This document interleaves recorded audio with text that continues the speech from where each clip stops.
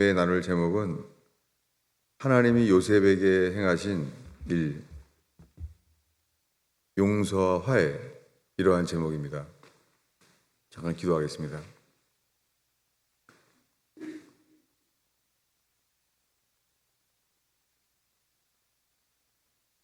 주님, 저희가 성경을 펼 때에 저희가 주님을 바라나이다. 말씀하신 대로 행하시는 주님을 바랍니다. 말씀하신 대로 저희를 인도하시고 우리의 삶 가운데서 행하시는 주님을 바라나이다. 주님이 기록된 말씀으로 인하여 우리의 전생애 속에, 우리의 역사 속에서 말씀대로 행하시는 주님을 보게 하소서. 그분께 돌이키게 하시며 깨어나게 하소서. 주님만이 증거되길 기도합니다. 사람은 감춰주시고 주님만 드러나게 하소서. 오직 주의 영으로 그리 되게 하소서. 예수님의 이름으로 기도하였습니다.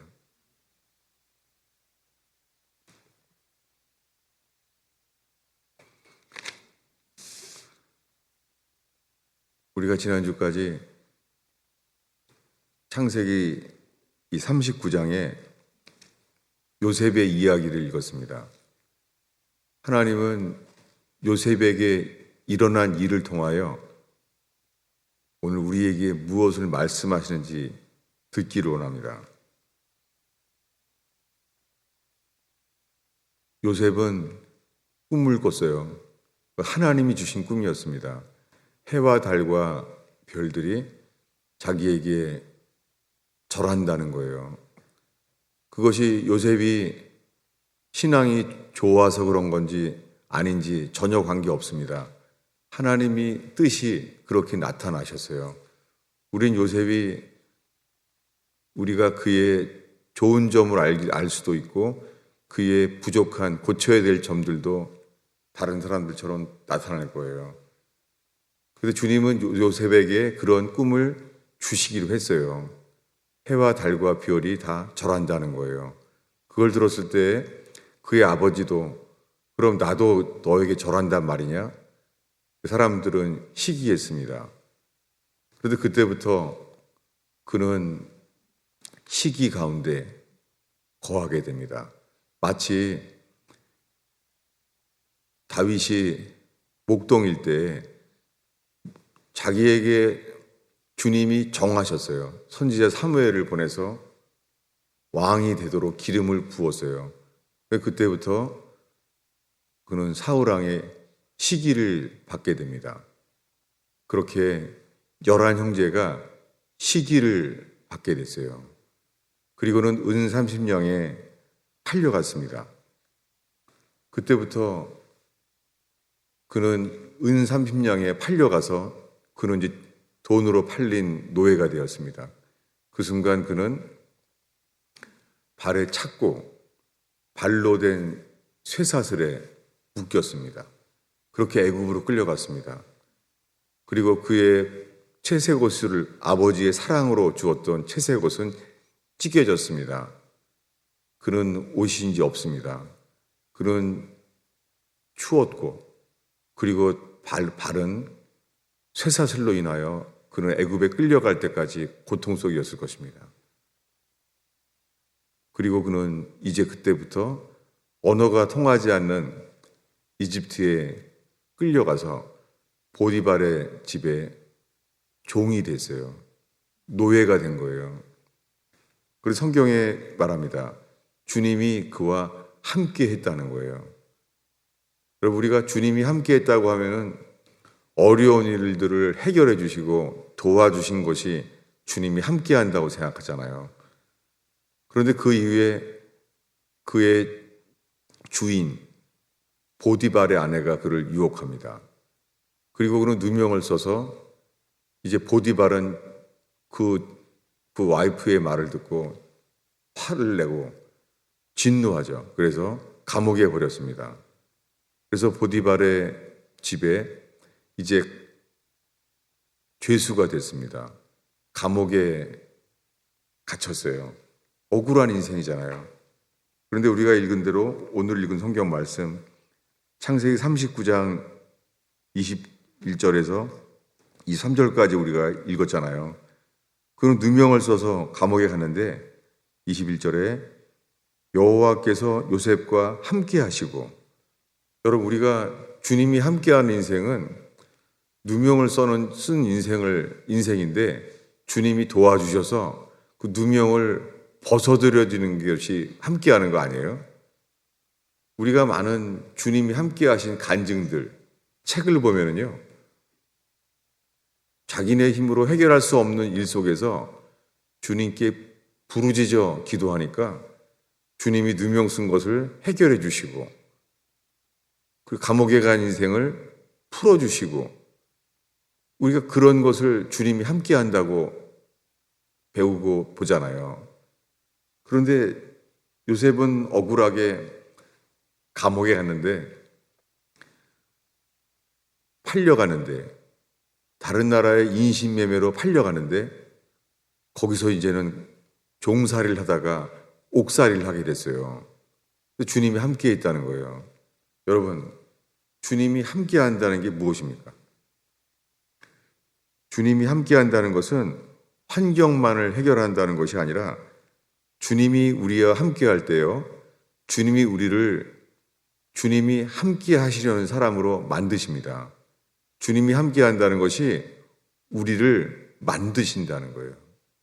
여러분, 이 시간에 우리의 인생 속에서 억울한 일을 당하고 내 힘으로 해결할 수 없는 환경 속에 갇혀 있고 팔려갈 수도 있습니다. 그러나 주님의 이 주관자 대신 내 인생의 주인이심을 믿고 따르는 자들에게 주의 뜻이 언젠가는 반드시 드러납니다. 언제까지요? 주님 우리를 만드실 때까지. 이렇게 요셉은 만들어지고 있어요. 그래서 여호와께서 요셉과 함께 하시고 여호와께서 그를 범사의 모든 일에 형통하게 했다는 거예요. 아니, 주님이 형통하면은 억울한 일을 당하지 말아야 되잖아요.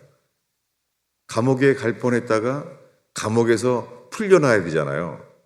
여러분, 지금 우리들은 대부분 그런 것을 겪지 못합니다. 세상사의 문제들 속에서 똑같은 거예요. 여러분, 지금 이 순간에 이 예배 가운데 저와 여러분의 인생 속에요, 주님이 함께 계신가요? 저는 오늘 이것을 알게 되길 바랍니다.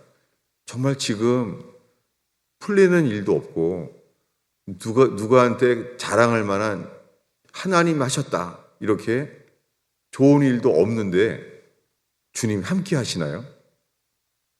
이 시간에 정말 요셉에게 함께 하셨다는 것, 그리고 범사에 형통했다는 거예요. 아니, 형통했으면은 그런 일을 안 겪어야죠. 그런데 주님은 그에게 약속했습니다. 꿈을 꾸게 했습니다. 해와 달과 별들이 그에게 절할 거라는 거예요. 그런데 절하기는커녕 그때부터 노예가 되어서 매일 종으로 절해야 되는 인생을 살게 됐어요. 그리고는 이 요셉 속에서는요, 이제 감옥에 있는 동안에 요셉은 빚진 자가 돼요. 애굽에 팔려가서 은 20냥에 팔려갔죠. 마치 예수님이 가룟 유다에게 은 30냥에 팔려간 것처럼 그런 예수님의 고난이 계시되는 삶이 시작되고 있어요. 요셉 속에 우리 죄를 위하여 돌아가실 예수 그리스도의 고난이 요셉 속에 계시되고 있어요. 여러분, 우리들 삶 속에도요, 이렇게 내 죄를 위해 돌아가신 예수님이 계시되는 삶이 깨달아지게 되기를 바랍니다. 왜냐하면 요셉의 삶 속에서는 항상 평생을 두 단어가 있는데요, 그건 뭐냐면 빚진 자라는 거예요. 은 20냥에 팔려간 자예요. 그리고 요셉은 감옥에 있다는 거예요. 이 감옥에서 나올 길이 없는 거예요. 꿈을 꿔서 이제 그 감옥 속에서 꿈을 해몽하는 영적인 역사들이 일어나기 시작했죠. 감옥에서요. 그러면 감옥에서 도대체 요셉에게는 어떤 일이 일어났습니까? 그는 꿈을 해몽하게 돼요. 그래서 그 죄수들 속에서 술관원과 떡관원이라는 그 바로왕에게 범죄한 두 사람에 대해서 꿈을 해몽해 주죠. 그래서 말해요. 나는 이런 일을 당하지 않았다. 나는 이런 죄를 질 만한 일을 하지 않았다. 그러니 네가 풀려나면 나를 기억해 달라. 그런데 성경은 이렇게 말합니다. 그가 풀려나는데 요셉을 기억하지 못하고 잊었더라. 그렇게 2년이 지나요. 누가 한 것입니까? 놀랍게 주님께서 주의 영으로 꿈을 해몽할 능력을 주신 분도 주님인데요. 동시에 그 풀려난 술관원이 요셉을 돕지 못하고 잊어버리게 한 것도 주님이세요. 여러분, 우리의 삶 속에 이렇게 풀려나게 해주신 분도 주님인데요. 기억하지 못하게 옥에서 나오지 못하게 하신 분도 주님이세요. 여기에 우리의 본성은 그렇죠. 억울한 일을 도와달라. 네가 풀려나면 나를 기억해달라. 주님의 때는 아닌 거예요. 만약에 그때 요셉이 풀려났으면 그의 꿈을 해몽해주고 도와줬던 술관원이 풀려났다면 그저 요셉은 전과자예요. 그래서 주님의 계획은요, 2년 뒤에 자기가 하나님의 꿈을 꾸었을 때가 아니라 2년 뒤에 왕이 애굽 땅을 향한 큰 꿈, 왕이 꿈을 꾸었을 때에 술관원이 이때서야 기억났어요. 바로왕이요, 내가 큰 허물이 있습니다. 사실은 내가 이렇게 꿈을 꾼 자가 있어서 내가 풀려났는데 나는 완전히 잊어버리고 말았습니다. 여러분, 주님의 계획은 자기가 도와준 술관원이 풀려나는 것이 주의 계획이 아니라 주님은 왕의 꿈을 해몽해 줄 때 나오도록 하셨어요. 여러분, 그 전에 2년 전에 그가 풀려났으면 그는 전과자예요. 그냥 죄수였을 뿐입니다. 그런데 2년 후에 왕이 꿈을 꿨을 때 나왔을 때는요, 놀랍게 그 꿈으로 인하여 국무총리가 됩니다. 애굽의 국무총리가 됩니다. 이것은 극적인 일이죠. 근데 그때까지 요셉의 일은요, 지난주에 나눈 대로 이 성경의 요셉의 이야기의 주제는 용서예요. 성경 전체에서요, 우리 죄를 구원하시려고 이 땅에 오셔서 십자가에 돌아가신 예수님이 죄 용서에 대한 말을 했을 때는 두 가지밖에 없어요. 뭐냐면 주기도문에 나오는 대로 우리가 우리에게 빚 지은 자를 용서하여 준 것 같이 우리의 죄를 용서하여 주옵소서. 그리고 이 주기도문 중에서 주기도문을 다 가르친 다음에 마지막이에요. 주기도문의 내용 중에 반복한 것은 단 한 가지밖에 없어요. 용서. 주기도문에 이렇게 말합니다. 너희가 각각 마음으로 그 형제를 용서하지 아니하면 하늘에 계신 아버지께서도 너희를 이와 같이 하시리라.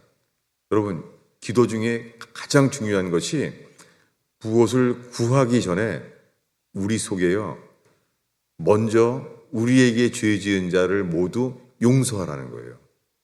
우리가 다른 사람을 용서하지 않으면 우리 또한 우리의 죄를 용서받지 못합니다. 내 모든 죄가 십자가의 예수의 피로 내가 용서받기 위해서 먼저 우리에게 죄 지은 자를 용서해야 돼요. 용서하지 않으면 우리 마음이 옥에 갇혀요. 지난주에 나눴던 말씀들에 인용했던 말씀들입니다. 놀랍게 예수님이 용서에 대한 말씀을 할 때 두 가지예요. 용서하지 않으면 우리 마음의 감옥에 갇혀요. 그리고 한 푼도 조금이라도 남으면 여전히 감옥이에요. 완전히 용서를 받는 것, 완전히 용서하는 것. 여러분, 우리의 삶 속에요. 삶에 누군가를 용서하지 못하진 않습니까? 이 예배 가운데 우리의 전 세계 속에 용서할 수 없는 사람이 있다면 그것은 예수님이 우리를 용서하기 위해서 예수님이 어떻게 하셨는지 그것을 잊어버렸을 때 우리는 삶 속에 누군가를 용서할 수 없게, 용서할 수 없는 사람과 함께 살게 됩니다. 그 마음은 우리가 남을 용서하지 못하는 우리 마음이 감옥에 갇혀 있는 것이죠. 이 이야기를 예수님이 사도 베드로에게 그 설명한 이야기 속에 똑같은 이야기가 나옵니다. 지난주에 나눈 건데요. 마태복음 18장에 찾아보겠습니다.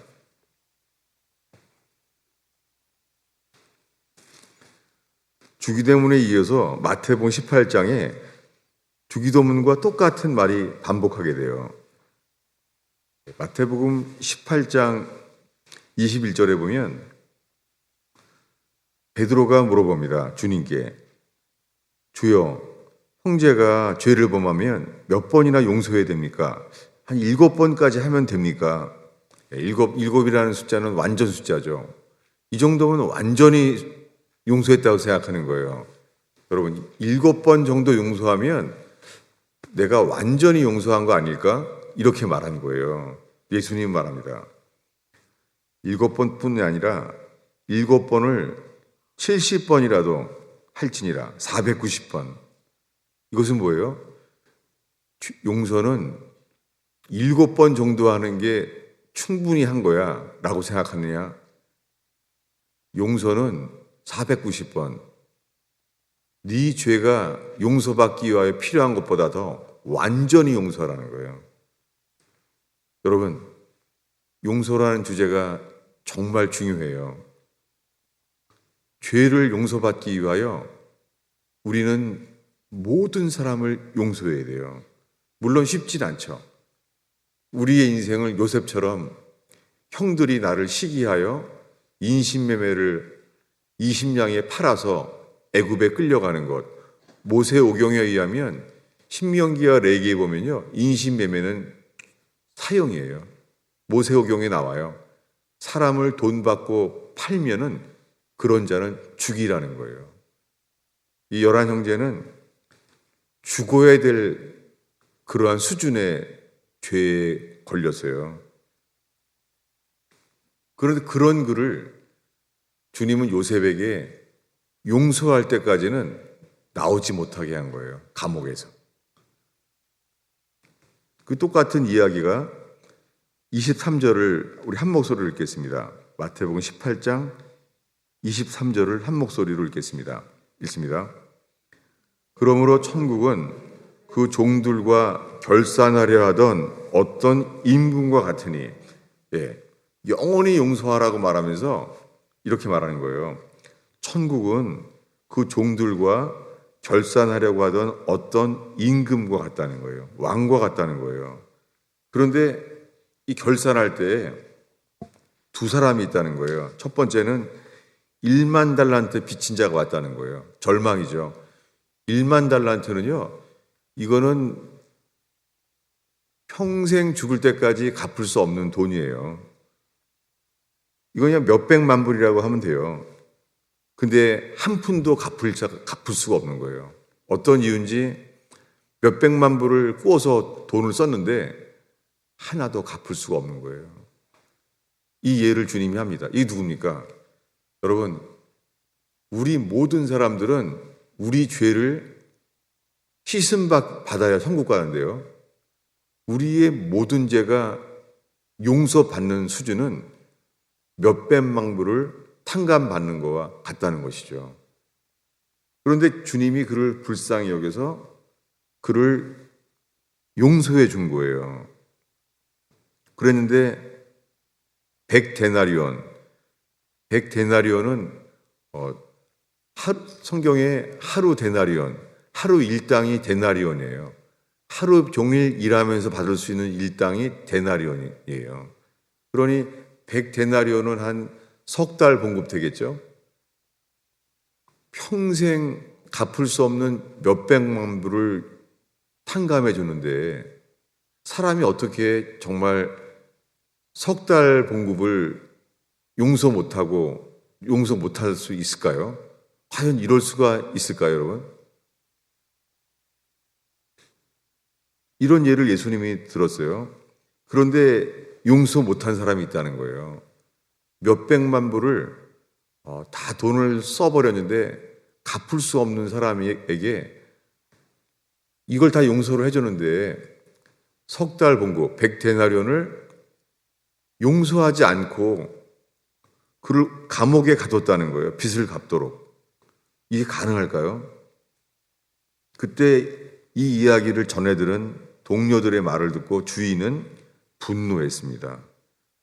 그 주인은 당연하게 내가 너의 이 큰 돈을 용서해 주는데 너는 그 작은 죄도 그를 용서를 안 했다고?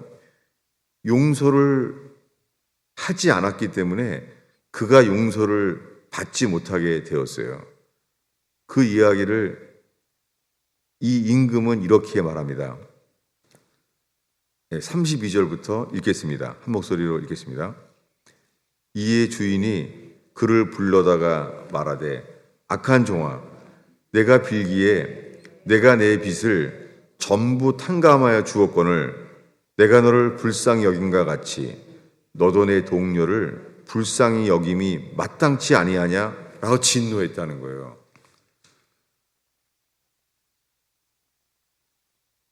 여러분, 저는 정말 큰 용서를 받은 사람이잖아요. 저는 교인들을 통하여 다시 목회를 하도록 큰 죄를 용서를 받았고요. 그리고 저의 전생에 지은 모든 죄를 예수의 피로 내 모든 죄가 용서를 받은 걸 믿는다고 저 살아온 크리스찬이잖아요. 그런데 최근에 제가 이 용서할 수 없는 사람들이 생기는 거예요. 그리고 이 피하고 싶은 사람들, 만나고 싶지 않은 사람들이 생기기 시작했습니다. 여러분, 우리가 살면서 우리가 모든 죄를 용서를 받았다면 우리가 만나지 않으려고 피하고 싶은 사람이 없을 거예요. 저는 이것이 쌓였습니다. 그래서 이 많은 교회를 떠나간 사람들을 음식점에서 만나게 되면요, 저한테 피하죠. 근데 문제는요, 마음으로는 그래요. 나를 피하는구나. 교회를 떠나니까 피하는구나 하면서 그렇다고 저도 똑같더라고요. 저도 당신들이 용서를 인사 안 하니까 나도 똑같이 모른 채 해야 되겠구나. 저렇게 나를 모른 채 피하니까 나도 그래야 하겠구나. 똑같이 하는 거예요. 저 자신에게서. 이런 사람들이 많이 쌓였죠, 이제 저는. 점점 바깥에 나가서 음식점 가는 게 싫죠. 다시 인사하는 사람도 없고 피하고 싶어하는 사람이 됐죠. 저도 똑같이 그렇게 피하는 사람이 되어버렸죠. 이것이 아주 쌓였습니다. 놀랍게 그 속에서요, 제 속에 남은 것은 제 속에서요, 사람들을 피하고 싶은 것처럼 똑같이요, 용서하지 않는다는 거예요. 제 속에 용서하지 않는 마음이 생긴 거예요. 여러분, 우리가 누군가를 정말 용서했다면 그 용서의 열매는 성경은요, 화목이에요. reconcile. 화해예요. 근데 우리들은 마음에 생각해요. 나는 다 용서했다. 여러분, 많은 사람들이 말을 해요. 다 용서했다. 근데 말은 해요. 다 용서했으니까 다시 만나지 말자. 여러분, 성경의 용서는요, 용서의 열매는 화목, 화해의 열매로 붙어 있습니다. 예수님이 우리의 죄를 용서했다는 것은요, 예수님이 우리의 지은 모든 죄를 용서했다는 것은 주님이 우리와 화목하기를 원해하십니다. 그래서 우리를 자녀 삼으시고 우리를 친구라고 말씀하십니다. 여러분, 우리가 정말 주님께 용서를 정말 우리 모든 죄를 용서받았다면 우리가 다른 사람들을 용서 못할 수가 없죠. 근데 있는 거예요. 저는 용서하지 못하는 마음에 가득 찼었어요. 그리고는 제 마음은 이 분노와 이 거절감과 사람들을 피하고 싶은 마음 속에요, 저는 완전히 감옥에 갇혔었어요. 그래서 감옥에 있는 것처럼 마음에요, 제가 예수 믿은 이후에 처음으로 우울증이라는 게 왔어요. 아주 오래된 우울증. 그걸 다시 우울증이 오면서 공황장애가, 그 공황장애란 단어는 제 인생에는 없는 단어인데 그런 게 왔어요. 방 안에 갇혀 있어도 답답하고 터질 거 없고 바깥에 뛰쳐나가지 않으면 견딜 수가 없고 숨을 쉴 수도 없는 거예요. 우울증, 공황장애.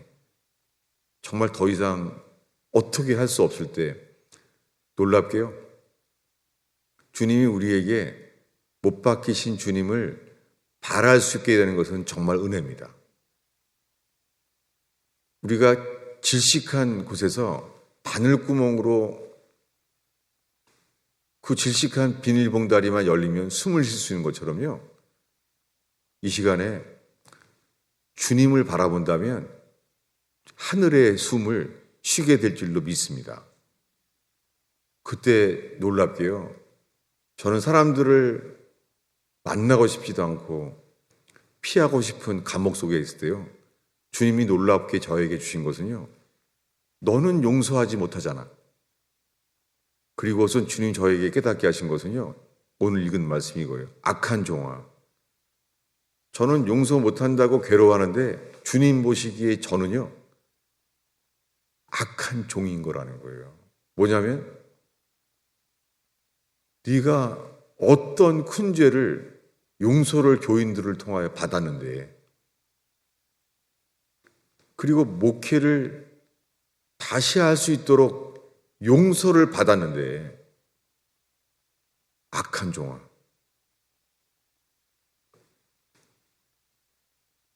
제가 이렇게 악한 종이 됐다는 거에 너무 충격을 받았죠. 이럴 수가. 나는 완전히 소경이구나. 나는 눈 뽑힌 삼손처럼 완전히 눈이 멀어졌구나. 놀랍게 그 순간에요, 저에게 손해를 입히거나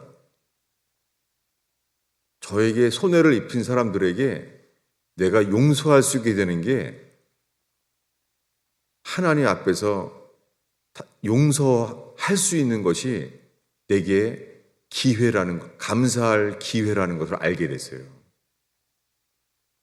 그 순간에 제가 바뀌게 된 게 뭐냐면, 저를 피하고 싶은 거는 어쩔 수 없죠. 그런데 저는 어느 누구도 피하지 않게 됐다는 거예요.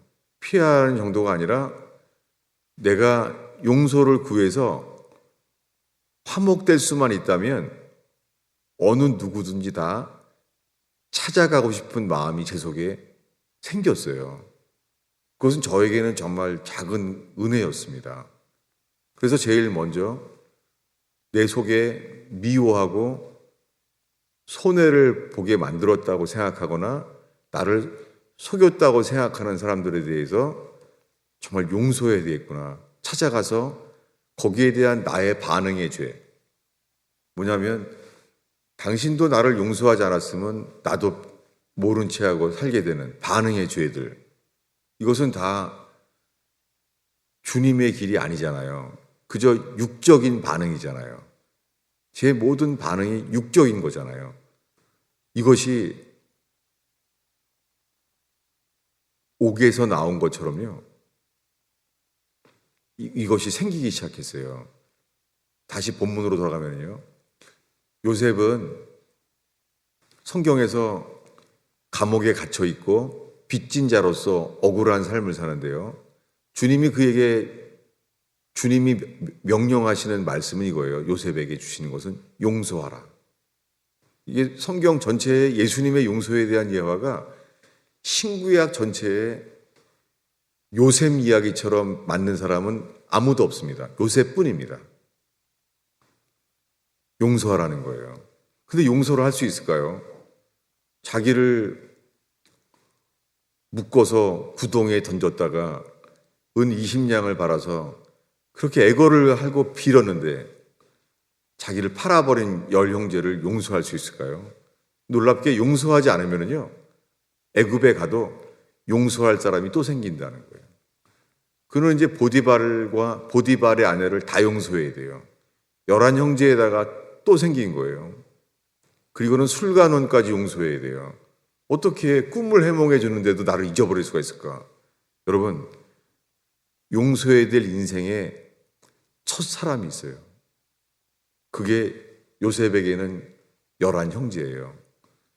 그래서 이 이후 얘기는요, 요셉이 총리가 되는데, 여러분, 그가 총리가 됐기 때문에 여유가 생겨서 11형제를 용서한 게 아니잖아요.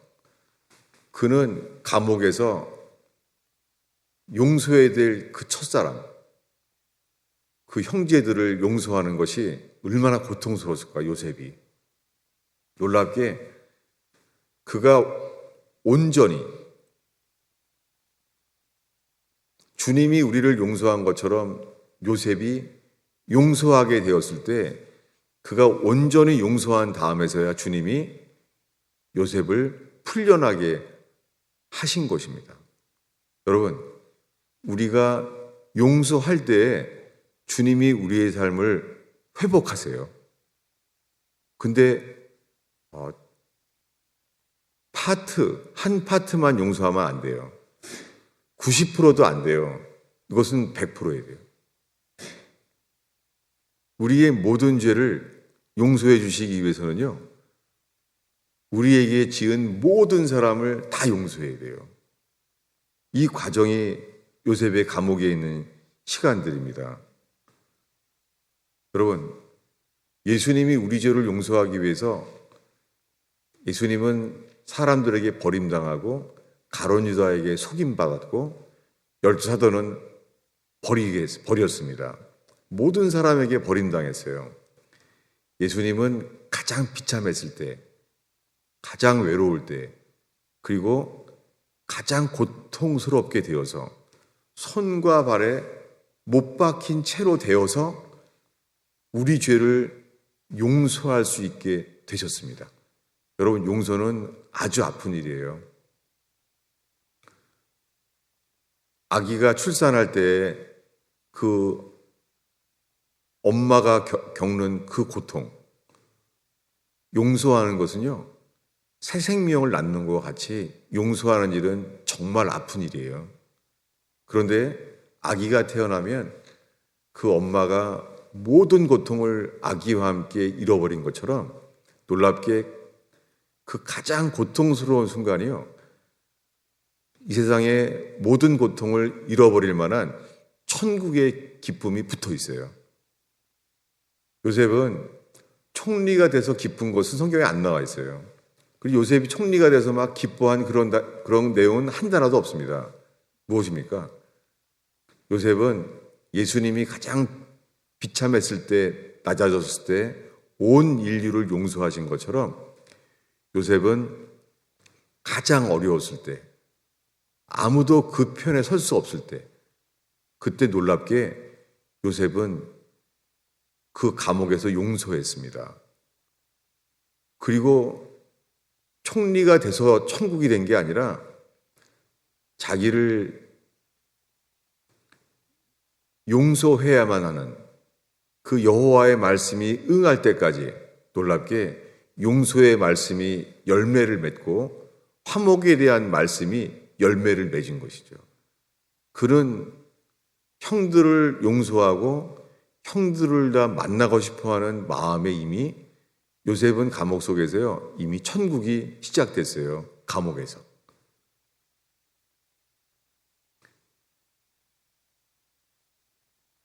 이제 말씀을 정리하려고 합니다. 이 이야기는 뭐 주일학교 때부터 다 어린아이들로부터 어른에 이르기까지, 노년이 될 때까지도 이 말씀은 다 익숙합니다. 문제는 아무리 오래 살아도요, 오래 사는 것, 이 용서하는 것은 쉽지 않다는 거죠. 어린아이들도 용서하는 거 쉽지 않습니다. 노인들도 용서하는 거 쉽지 않습니다. 왜 그렇습니까? 용서한다는 것은요, 우리는 이거 죽었다가 살아나는 일이에요. 용서하기 위해선 자기를 부인하고 자기 십자가를 지고 우리가 죽어줘야 돼요. 용서하는 일은 죽는 일이에요. 놀라운 것은요, 용서하는 것이 죽는 것처럼 힘드는데 용서했을 때는요, 새 생명이 시작되는 시간입니다. 예수님이 우리를 용서하기 위해서 십자가에 죽어서 3일 동안 무덤에 있었습니다. 그리고는 지옥에 다녀왔습니다. 그런데 그 이후에 3일 뒤에 하나님 아버지께서 예수님을 부활 생명으로 다시 살게 하셨습니다. 여러분, 용서한 사람이 겪는, 누리는 것은 이렇게 말해요. 오늘의 성경의 마지막 구절인데요. 창세기 요셉의 이야기 마지막 부분입니다. 창세기 37장 27절입니다. 요셉이 죽은 줄 알았는데 살아있다는 거예요. 이게 믿어지겠습니까? 이때 이야기입니다. 27절을 한 목소리로 읽겠습니다.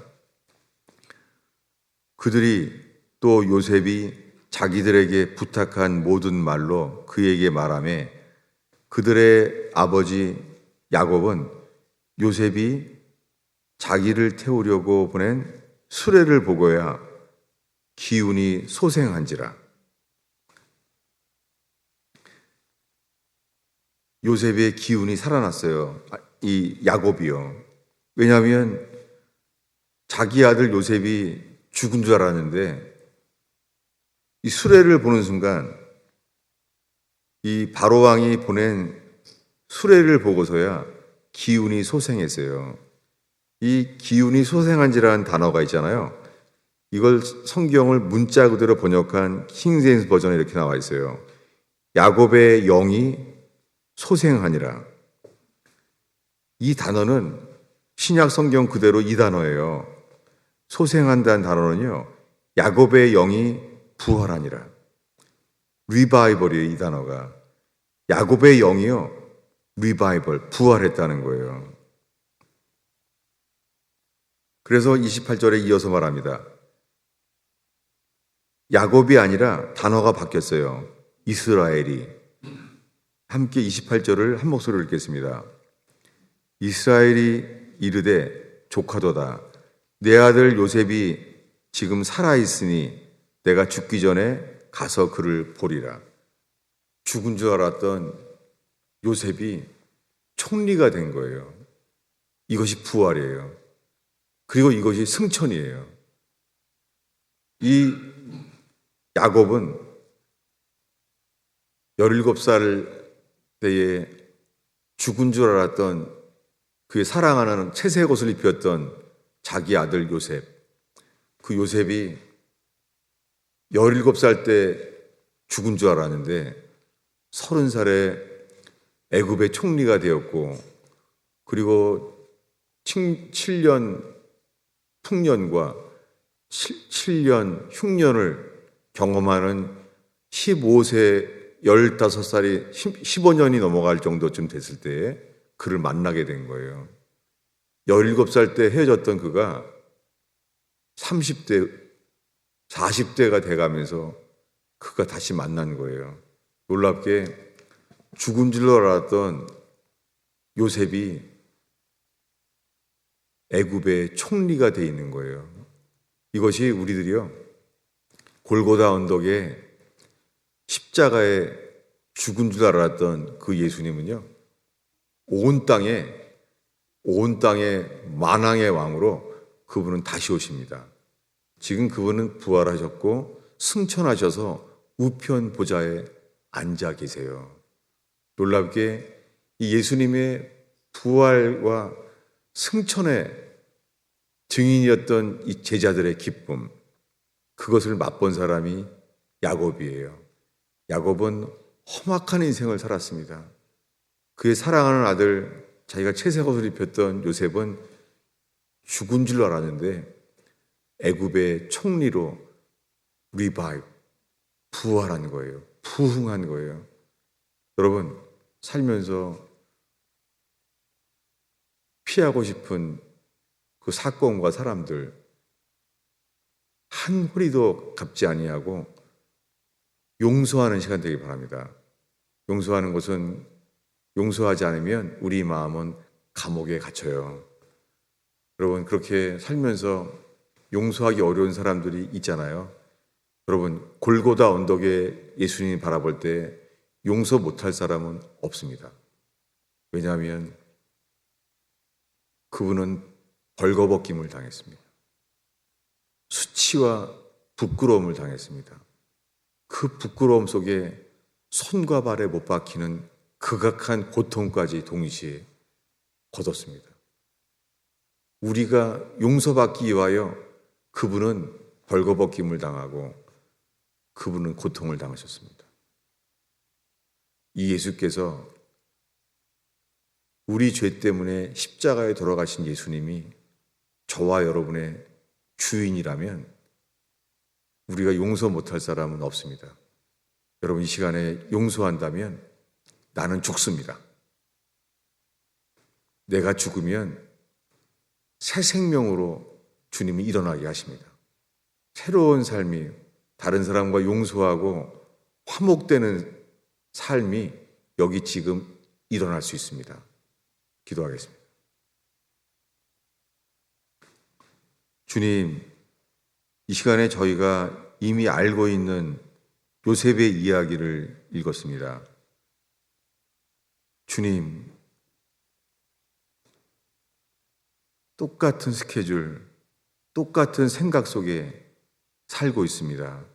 나이가 더 늘어난다고 전혀 바뀔 것 같지 않은 긴 인생만을 낭비하며 저희가 살고 있습니다.